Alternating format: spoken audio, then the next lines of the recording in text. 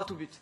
Je voulais remercier Madame la Commissaire pour sa présence et pour la proposition qui a été présentée hier, qui répond à une demande de longue date du groupe des socialistes et démocrates d'avoir une protection des lanceurs d'alerte. Ça a été une demande très forte, réitérée, et on est vraiment ravis de voir que la Commission a évolué, puisque au début, les choses ne paraissaient pas forcément évidentes pour avoir à la fin un texte législatif, mais vous avez su entendre la demande du Parlement et particulièrement celle des socialistes et démocrates, et donc nous proposer une proposition législative, ce qui était le principal message du rapport que ce Parlement a adopté il y a 5 mois de ça.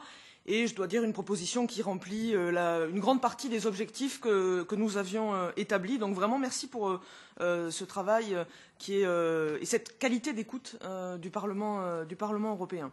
Donc c'est effectivement, on avait des questions en suspens. Vous proposez aussi quelque chose qui a un champ d'application large, qui n'est pas limité uniquement à la protection des salariés dans le cadre de leurs relations employeur-employé, mais qui couvre bien il y a une très grande partie des secteurs sur lesquels l'Union européenne est compétente. Donc ça aussi rejoint une de nos demandes fortes, qui était d'avoir une protection horizontale et la plus large possible.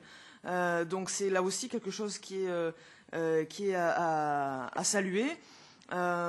Évidemment, l'accompagnement juridictionnel des lanceurs d'alerte que vous proposez va aussi dans le bon sens.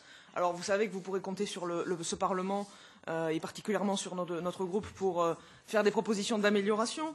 Évidemment, donc j'ai parlé du champ d'application qui est large, mais on va avoir besoin de clarifier les choses s'agissant de faits dénoncés qui ne seraient pas à proprement parler illégaux. On a tous évidemment en tête le cas de LuxLeaks qui nous a accompagnés pendant tout ce mandat et qui servira sans doute donne à l'appréciation de l'efficacité de la protection que nous pourrons mettre en place. Toujours sur le champ d'application, la question du droit du travail, pour l'instant, est écartée de la proposition de la Commission. Je pense que c'est quelque chose sur lequel nous voudrons aussi qu'il y ait une protection qui soit mise en place. Et puis moi, j'avais une question dans la mise en œuvre concrète, parce qu'on voit bien que là, on a un cadre juridique, un cadre légal de protection, mais on sait aussi que la réalité des lanceurs d'alerte, c'est celle de personnes qui sont seules, qui sont isolées, qui n'ont pas forcément d'interlocuteurs auxquels s'adresser et qui sont face à des groupes, des entités qui, elles, ont tous les moyens. Et donc, dans la demande du Parlement, dans le rapport d'octobre dernier, figurait le renforcement d'interlocuteurs institutionnels nationaux et une supervision européenne de ces autorités indépendantes qui seraient les interlocuteurs des lanceurs d'alerte.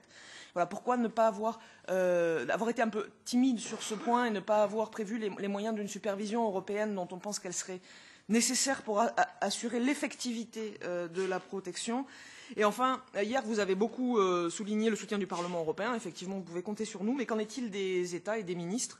Avez-vous un peu de visibilité sur ce qu'il est possible d'engager pour que les États membres avancent rapidement sur ce texte? En tout cas, nous serons au rendez-vous. Merci, Madame la Commissaire.